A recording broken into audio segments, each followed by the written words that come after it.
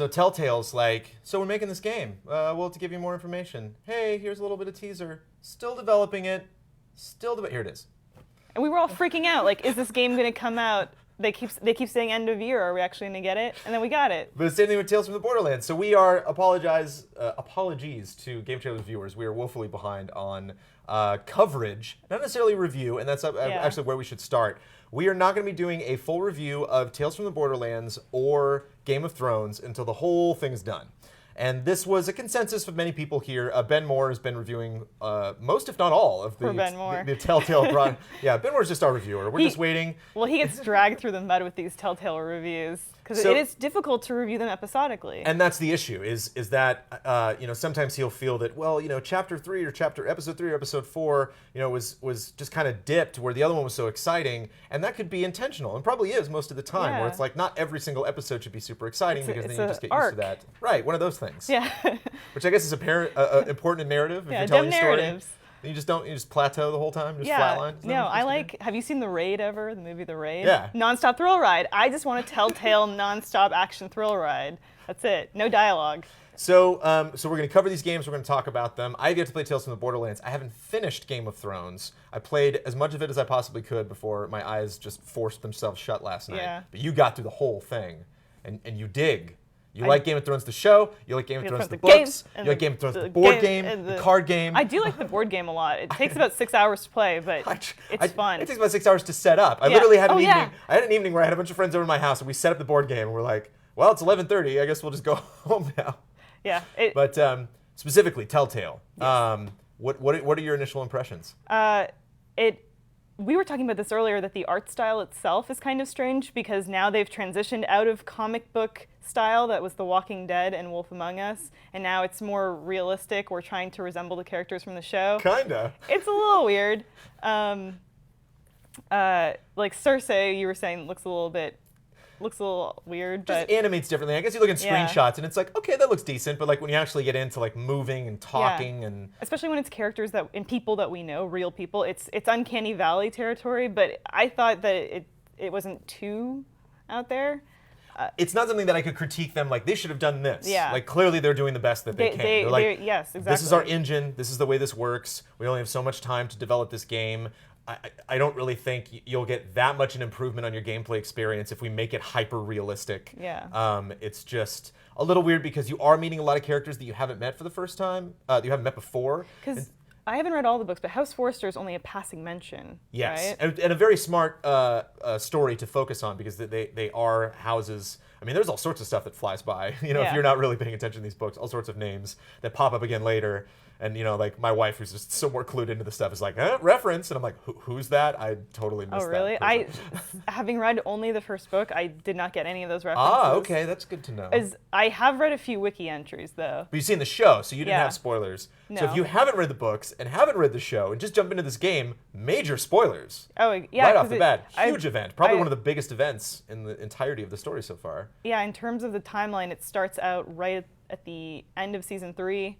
And then I think Telltale said that it will go until the beginning of season 5. That will be the frame within which the story will take place. At least for this first part, it's seasons. So each part is an episode. Yeah. And when they release the next part of Walking Dead, it was season 2. Yeah. So we might get a season 2 that'll be season 6 through 7. Oh, that'd be neat. I would imagine. I Yeah. mean, I expect this is going to do extremely well for them. If it's not something that explodes in sales right now, it's certainly going to be something that people can be interested in when the next season of GOT rolls around. I think so. It's a really nice thing to tide you over until Game of Thrones. I found because I just really liked being in the world again last night, and I said this to you earlier, but to me it feels like Starks Reloaded, the Forrester family, because they have that same kind of the noble patriarch and kind of steadfast mother, and then the children that all have their own little like nuances and traits and stuff, and they're all kind of getting separated, like the Starks. One issue that I have potentially with the story, I haven't finished the first episode and I don't know where they're going with this. It goes somewhere, Brandon. Whenever I debate Game of Thrones with people, because I actually got very, very upset when I watched the first season of the show. And then between the first season and the second season of the show, I read all of the books. And whenever I talk to people, they're like, they're like, well, it's just Game of Thrones is an exploration of all different kinds of power, and it's like, no, it's let's crap on the Stark family. Yeah, like, that's how the first season feels. and the show and the books both begin with the Starks. They begin with this family. You start out with these guys. It's like, isn't this great? Like little Bran wants to learn to, fire the bow and arrow, and Arya's better than him, and Arya and Sansa, boy, don't they squabble all the time. Yeah. And then just bad. Everything constantly bad towards this family. It's a series of bad decisions that just multiply and domino effect, and that's how this game feels. But you are making the decisions. Right. When we can get into that, but specifically the fact that if you make a jump between following the lady Stark, what's her first name? Catelyn. Catelyn. You follow Catelyn, and then you follow Cersei, and it's like these are completely different characters. And even though Cersei's out of her mind, and even though she can be extremely cruel to people, especially the people that are closest to her, her father, her brothers. I can kind of understand where she's coming from. Especially Jaime Lannister. I think out of all the evil characters, it's like, okay, I see where he's coming from. He's got a reason to have a chip on his shoulder. Whereas in this, it is different because you're not just following Lee, you're not just following Bigby, you are following multiple characters, so that's different for them to try to juggle that, and more in keeping in what they did with the show and what they did with the books. But they're all a part of this one family. They all kind of have the same side of like, screw the Boltons, screw the Lannisters, screw Joffrey. Yeah, they are the Starks reincarnated, and the game really effectively does the same thing it did with the Starks, where it kind of splits them up and sends them different members of this family out into that's why we're encountering Cersei at King's Landing. We're encountering, we're heading to the wall. Spoiler, I'm sorry. But yeah, we're going to be able to interact with all those characters because the game kind of masterfully does with the story of... So, two questions. One, do you think it would have benefited from having a character more closely tied to the Boltons or to the Lannisters so we could get that perspective? Or do you think that's going to happen in episode 2? Do you think episode 2 is going to begin and there are 3 brand new characters that we're following? I didn't even consider that because I assumed that maybe we just followed different members of the Forrester family. That would be pretty awesome. I was thinking earlier about how Telltale could have gone a different route with this, and they could have, instead of giving us a noble family akin to the Starks to follow, like the Forresters, they could have given us the bad guys to play as, and you make horrible decisions, and you make ruthless, cutthroat decisions. They could have given us a Lannister kind of family to play as, but I did not consider that they might give us a mix. Even just dividing up between a couple of characters in this first episode, I found really refreshing because when I was playing as Lee, the only Telltale game I've played to completion was the first season of Walking Dead. I've kind of dabbled in the other ones, but I haven't really had a lot of time to invest in them. And whenever I'm playing like a BioWare game or something where I have to make decisions, I'm always like the nice guy. I always pick like, oh, okay, I'll just play through being nice to people because I just can't press that button and tell you to kill him. I just can't do it. But because I'm changing characters, like I never want Lee to contradict himself. Like I don't want him to be nice in one scene and then mean in another scene. Like that would be weird, and I have a fear that the game would get confused or just kind of throw out random options as opposed to like clearly picking one path and sticking to it. Or when they first introduced this second character, this lord who's now taking over his house, I was like, oh, okay, I'm gonna make him the pushy one. Yeah. Like I'm gonna take his path and I'm gonna pick those options. So I feel like I get multiple playthroughs just the first time that I'm playing it. Yeah, and it just keeps the story fresh and it keeps you interested. That's completely right. I was so stoked for when I heard that they were making Game of Thrones and playing it. I'm not saying this definitively. This is just my own personal opinion. I think this is the best property that Telltale could have chosen out of everything that they've done so far to ply their trade, to do what they do. Because in Walking Dead, it's just basic survival. It's like, I want to get to maybe a major metropolitan city, but like there's probably nobody there. Yeah, we've seen that story. It's so desolate and sad and scary. It's like going into season 2, I'm like, I'm not sure if I really want to meet up with a bunch of other people and watch them all die and make tough decisions and stuff. And like even going into Tales of the Borderlands, not Tales of the Borderlands, but going into Wolf Among Us, it is a murder mystery. So like, you can kind of make decisions, but like you are a detective, you do have a job, you do have to figure this stuff out.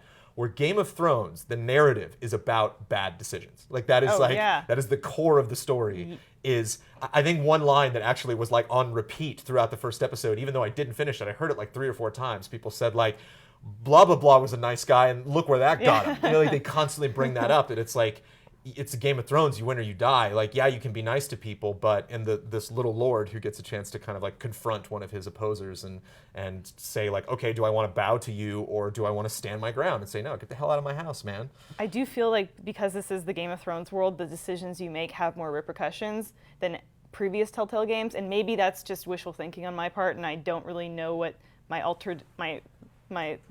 alternative choices that I could have made would have like rendered, but it does feel like these decisions mean a lot in this game that you are making, and I do feel the same way about The Walking Dead. The Wolf Among Us I kind of loved because I was a big Fables fan, and that was kind of a dream come true to see that in a video game. But I'm so excited for the rest of this series, and I think we are going to get, in true Game of Thrones fashion, big story hits at the end of each episode. And I don't know how you feel about this right now, but I am worried for the Foresters. I don't know what makes you think that. I don't know why you'd be worried for anybody in Westeros. Like, it may go. I don't know if this will go the way of the Starks. I'm kind of worried for the Well, it's up to Foresters you, right Elise. now. If it does, it's your fault. Yeah. But you're down, you're pumped, you're in. Yeah, and just pointing out for people that are into like the show that watched a couple episodes and they're like, oh yeah, but it's Telltale. I mean, like they're doing Tales of the Borderlands now, so it's like it is a little bit silly. They're dropping F-bombs. There's people getting stabbed in the face. Like it's just gory. me? Because I'm like they're dropping a lot of F-bombs in this. Like it's like every other sentence, and I thought that's not very Game of Thrones like. I didn't get any nudity yet. Was there? I haven't finished it yet. Is there? No, there was no F-bombs, nudity. decapitations, and boobs are like George R. R. Martin's. No nudity. That's what he does. We're gonna have to dock a few points. Yeah, but other than that, it's great. Go check it out. So yeah, do we know when we're getting the next part? Have they teased that at all? I don't They'll just think drop so. it on us? Yeah. We'll just come into work one day. Oh, there it is. I guess we have to play it now. Yeah. So yeah, They'll hopefully skip we'll be part 2. We'll go right to 3. hopefully we'll be a little more timely with our critical analysis of the next version. But full review coming when the thing finally wraps up. Stay tuned, Ben Moore. Yet loyalty to a king, that must be absolute, beyond question. And if your loyalties were to become conflicted between your king and the very person whom you serve, what would you do then? I'm sure she Let would... the girl answer the question. Go on. I would be true to the king, Your Grace. Well said. I was beginning to worry you didn't have your priorities straight. She is a threat to the crown, isn't she? The most dangerous handmaiden in all of King's Landing.